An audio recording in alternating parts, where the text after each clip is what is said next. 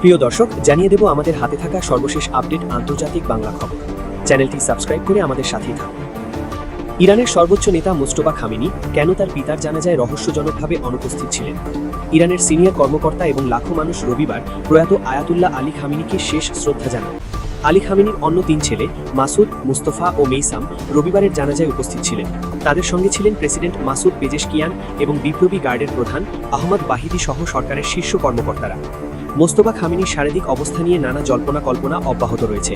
এই গুজবও আছে যে তার বাবাকে হত্যা করা যুক্তরাষ্ট্র ইসরায়েলের যৌথ বিমান হামলায় তিনিও আহত হয়েছিলেন। মার্চের শুরুতে সর্বোচ্চ নেতা হিসেবে নিয়োগ পাওয়ার পর থেকে তাকে আর জনসম্মুখে দেখা যায়নি।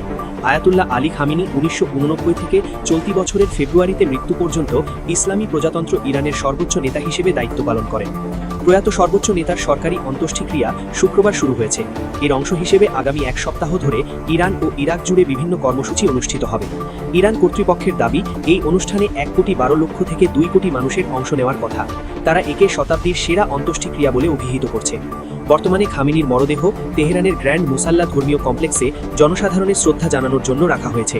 সেখানে জানাজার নামাজে ইমামতি করেছেন 97 বছর বয়সী বিশিষ্ট শিয়া আলেম আয়াতুল্লাহ জাফর সুবহানি তাবরিজি।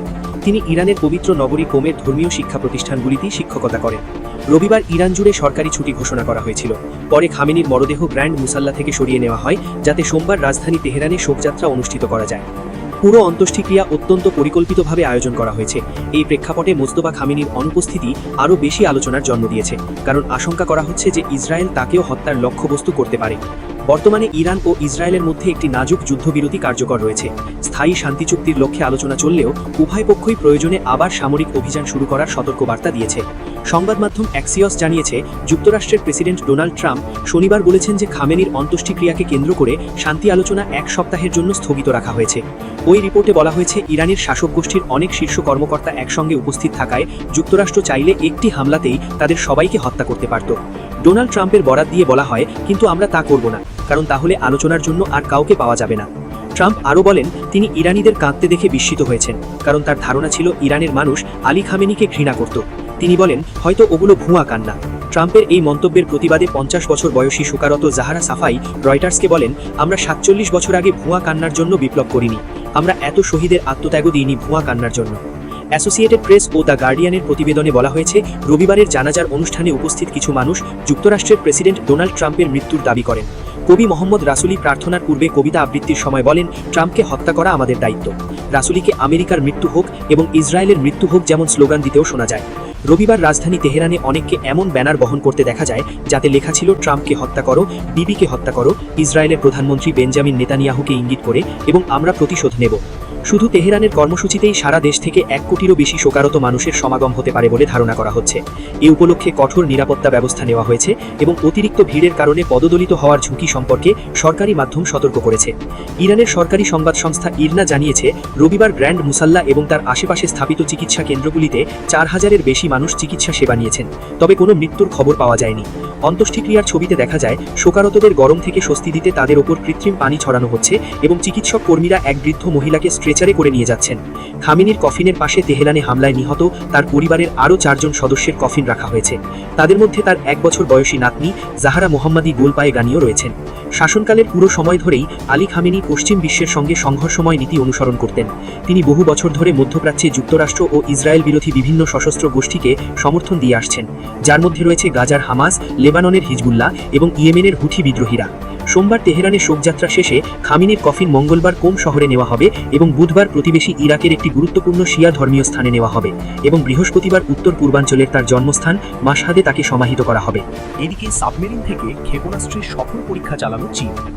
প্রশান্ত মহাসাগরের বুকে একটি পারমাণবিক সাবমেরিন থেকে সফলভাবে নতুন একটি কৌশলগত ক্ষেপণাস্ত্রের পরীক্ষামূলক উৎক্ষেপণ সম্পন্ন করেছে চীন। এই সামরিক পরীক্ষার কয়েক ঘন্টা আগেই বেইজিং প্রশান্ত মহাসাগরীয় অঞ্চলের বেশ কয়েকটি প্রতিবেশী রাষ্ট্রকে তাদের এই পূর্ব পরিকল্পিত অভিযানের বিষয়ে আনুষ্ঠানিকভাবে অবহিত করেছিল। চীনের রাষ্ট্রীয় সংবাদ সংস্থা সিনহুয়া দেশটির পিপলস লিবারেশন আর্মি নেভির দেওয়া বিবৃতির বরাতে জানিয়েছে যে বেইজিংয়ের একটি কৌশলগত পারমাণবিক সাবমেরিন থেকে একটি ডামি বা নকল যুদ্ধাস্ত্র সহ কৌশলগত ক্ষেপণাস্ত্রটি সফলভাবে নিক্ষেপ করা হয়। স্থানীয় সময় দুপুর 12:01 চালানো এই অভিযানে ক্ষেপণাস্ত্রটি প্রশান্ত মহাসাগরের নির্ধারিত আন্তর্জাতিক জলসীমায় অত্যন্ত নিখুঁতভাবে আঘাত হানতে সক্ষম হয়েছে। 2024 সালের সেপ্টেম্বর মাসে প্রশান্ত মহাসাগরে একটি আন্তঃমহাদেশীয় ব্যালিস্টিক ক্ষেপণাস্ত্র বা আইসিবিএম পরীক্ষার পর এটি বেইজিংয়ের দ্বিতীয় কোনো কৌশলগত ক্ষেপণাস্ত্রের বড় পরীক্ষা। এর আগে 1980 পর চীন আর কখনো মহাসাগরের এই অংশে এমন কোনো পরীক্ষা চালায়নি। চীন সরকার অস্ট্রেলিয়া, নিউজিল্যান্ড এবং জাপানের গণমাধ্যমে প্রকাশিত রিপোর্টের সত্যতা স্বীকার করে জানিয়েছে যে দক্ষিণ প্রশান্ত মহাসাগরে পরমাণু বহনে সক্ষম একটি দূরপাল্লার ক্ষেপণাস্ত্রের আসন্ন উৎক্ষেপণের বিষয়ে আঞ্চলিক সরকারগুলোকে আগেই বার্তা পাঠানো হয়েছিল।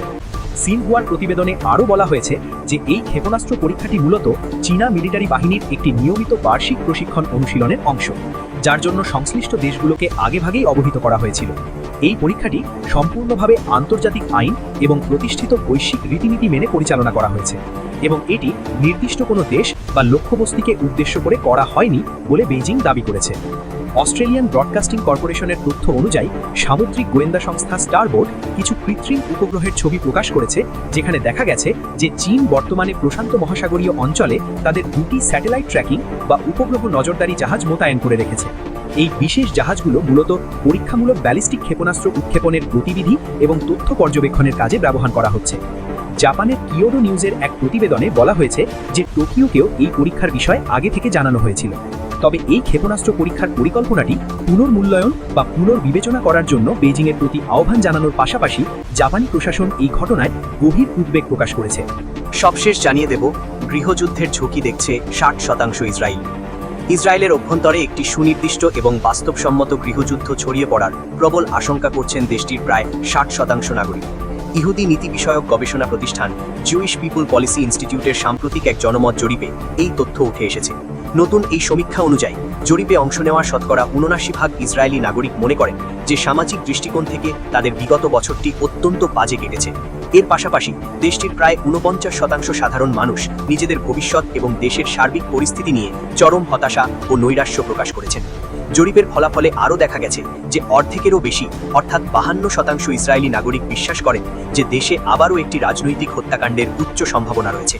এই আশঙ্কার অংশ হিসেবে দেশটির বর্তমান প্রধানমন্ত্রী বা অন্য কোনো শীর্ষস্থানীয় রাজনৈতিক ব্যক্তিত্বকে টার্গেট বা লক্ষ্যবস্তু করা হতে পারে বলে সাধারণ মানুষ মনে করছেন। গবেষণা প্রতিষ্ঠানটির প্রধান ইয়েদিদিয়া স্টার্ন ইসরায়েলের বর্তমান পরিস্থিতি মূল্যায়ন করতে গিয়ে জানিয়েছেন যে দেশটির সমাজ ব্যবস্থা একই সাথে উল্লেখযোগ্য স্থিতিশীলতা ও আশাবাদ প্রদর্শন করলেও এটি বর্তমানে ভেতর থেকে গভীরভাবে বিভক্ত ও মেরুকৃত হয়ে পড়েছে। ইসরায়েলি জনগণ এখন এই অভ্যন্তরীণ ফাটল বা পারস্পরিক দূরত্বকেই তাদের প্রধান শত্রু হিসেবে বিবেচনা করছে। ইয়েদিদিয়া স্টার্ন আরও উল্লেখ করেছেন যে দেশের নাগরিকদের মধ্যে পারস্পরিক সংহতি, একতা ও হারিয়ে যাওয়া বিশ্বাস ফিরিয়ে আনার জন্য এই মুহূর্তে জরুরি ভিত্তিতে একটি দীর্ঘমেয়াদী কার্যকর কর্মপরিকল্পনা গ্রহণ করা প্রয়োজন।